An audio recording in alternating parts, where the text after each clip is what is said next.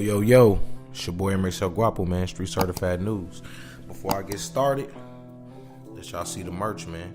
Go ahead, cop the merch, man. Link in our bio, Street Certified Shop on Instagram. I get a post, you know what I'm saying? Somebody sent something to the page, sent something to the DM, and it said, Kevin Ford, aka Bandman Kevo, is a snitch. So, I get this type of stuff all the time. I say, I'll do some research into it. I'll look into it. I'll see, what I see. And shout out to goldensnitches.com. I did some research. I saw some quotes that they had from a guy, Guap from 067, who claimed Bandman Kevo snitched on him. He's been arrested multiple times, never been to jail, so on and so forth. So that was enough for me to say, okay, I'll post it. I'll see what people say. I put it in the caption. I didn't call him a snitch in the caption. I made sure to only state the facts, which was there are people who claim to be co-defendants of Bandman Kevo who says that there was a cooperating witness on his case and that person got significantly less time than the others.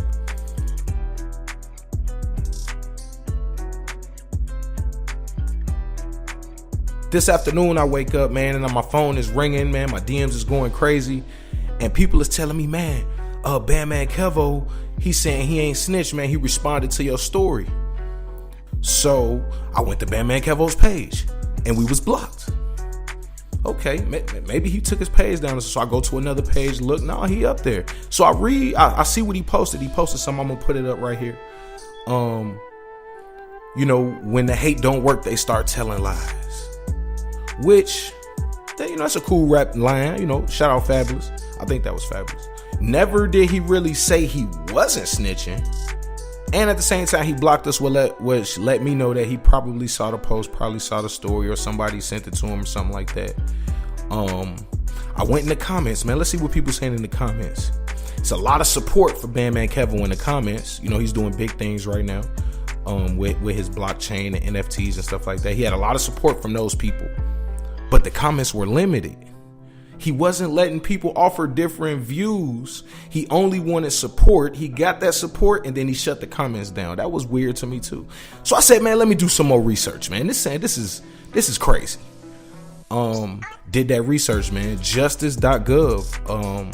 Found that stuff, went and looked, and I'm gonna just show y'all something right here, some paperwork. Total of 29 co-defendants on Kevin Ford's original case. There was an additional defendant named Christopher Kane who was sentenced. He was originally arrested in 2012 when the original indictment came down. He was arrested, responsible for $184,877. He was sentenced to 5 years in federal prison.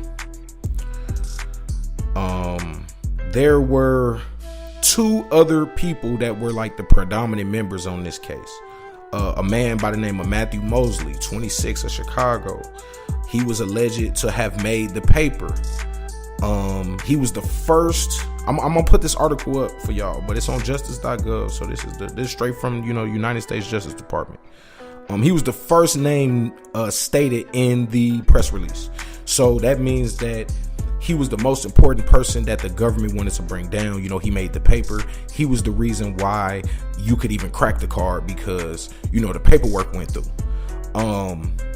It says Mosley was one of 16 defendants charged with bank fraud in separate criminal complaint filed in the U.S. District Court in Chicago. These 16 defendants allegedly caused bank losses totaling more than $1.7 million. The next defendant they mentioned, Kevin Ford, 26 years old, aka Bandman Kevo. Kevin Ford, 26, of Chicago. Cortez Stevens, 24, of Indiana. Stephen Gardner, 23, of Indiana. And Mikhail Smalley, 21, of Chicago. So I leave it right there because those are the defendants that the United States government claims was in a group called the Rack Boys. They were a rap group, clearly a fraud group, criminal organization, and those were the top names. Now the other defendants were, girlfriends of those guys, as well as lower level people who, didn't know as much, but those were the main people. So let's go back. You got Christopher Kane, who was already sentenced to 5 years federal prison. So he was the first one to go down. You got Matthew Mosley, who created the paperwork so that they were able to, crack the cards. And then you got Bandman Kevo, who is the oldest member of the group that recruited people to bring the cards in. So chances are, you got a dude like Christopher Kane, maybe he put him onto it. You got Mosley, who is on paperwork, the person who printed up the checks. And you got Kevin Ford, who has this group of guys, this group of friends, his girlfriend and other associates who collect the cards using social media. Okay, so now let's go to Matthew Mosley's paperwork. Now, I will say this. I looked for Kevin Ford's paperwork on justice.gov. Could not find it. Could not find his name on any document other than the press release when they originally arrested. But I did find Matthew Mosley's paperwork. So we're going to put that up for y'all too. We're going to show it all, man. So Matthew Mosley's paperwork states that from in or about October 2011 and continuing through about January 2012 in the Northern District of Illinois, Chicago, the defendants violated code section, blah, blah, blah. So what that means is that when they were originally arrested in 2014, take that back. When the indictment originally came down in 2012 and Christopher Kane got 5 years in the feds was on him at that point. Everything that they were arrested for in 2014 was really about what happened from 2011 to 2012 when Christopher Kane was, out and about doing what he do. So he was part of this group as well. If you look at Matthew Mosley's paperwork, which recently just came from under seal, meaning that it wasn't readily available. Now it is, and that's why a lot of these allegations are coming out. Matthew Mosley, it says, let's go down to the affidavit, because in his paperwork it explains, the cracking cards, the fraud scheme, it explains all that stuff. But it also gets to the point where it says CW. Now that's important. A CW is a confidential witness. A confidential witness is a person who has not been arrested yet, but also it knows the arrest is coming and is cooperating so that when they do get arrested, they get less time. So Christopher Kane could not have been the confidential witness because he was already serving 5 years in the feds, which was more time than Bandman Kevo got anyway. So the chances of Christopher Kane cooperating while in prison on his friends who are not in prison yet and getting more time than his friends, that's not going to happen. They wouldn't have any snitches if snitches got more time than the people they snitched on. So, according to the CW, once a cracking card schemer has a debit card and PIN number for a third-party account, the schemer manufactures, purchases, or otherwise obtains one or more counterfeit checks to deposit into the third-party bank account. So that means that this confidential witness had direct and express knowledge of exactly how to crack the card. Once I get the card, I go get the check, I deposit it into the bank account. And we've already established that Matthew Mosley created the check. And this is Matthew Mosley's paperwork, so he can't be a confidential witness against himself.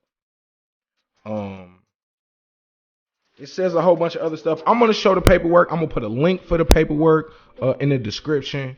I don't want to make this video too long, man. But one thing, at Street Certified News, we're not investigators. We don't investigate crimes. We don't solve crimes. But I'm also not no hater. It's your boy, Emrex El Guapo. And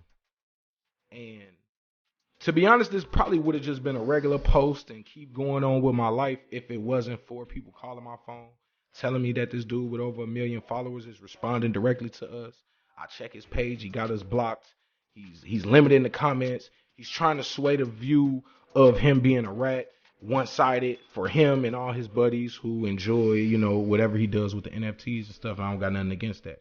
What I got against is people went to jail. People went to prison. People's lives were affected. Their families' lives were affected. And it was most likely, well, not even most likely, it was documented because one of these guys decided that they couldn't hold their own weight. I got a problem with that. I got a problem with men who make decisions and can't deal with the consequences. I got a problem with that. So like I said, we just gonna put it out there. Christopher Kane could not been a confidential witness because he was already incarcerated and he received more time than his co-defendants. Matthew Mosley, in his paperwork, it says that there's a confidential witness that basically told everybody everything from 2012 when Christopher Kane was arrested and subsequently convicted until 2014. With help from the confidential witness, the feds put together their case, and the first person they went and got was Matthew Mosley. The second person on that paperwork, Kevin Ford, aka Bandman Kevo. Like I said, I'm gonna show all y'all the paperwork, all the documentation that I found in my freaking 1 hour, man. It took me like an hour to go look this shit up. You see what I'm saying? So just make sure you know who you're doing business with, man. Make sure you know who you're around. Make sure you know who can't hold their weight and can't hold their weight, and treat them as such, man. It's your boy Emerson Guapo, man. We out.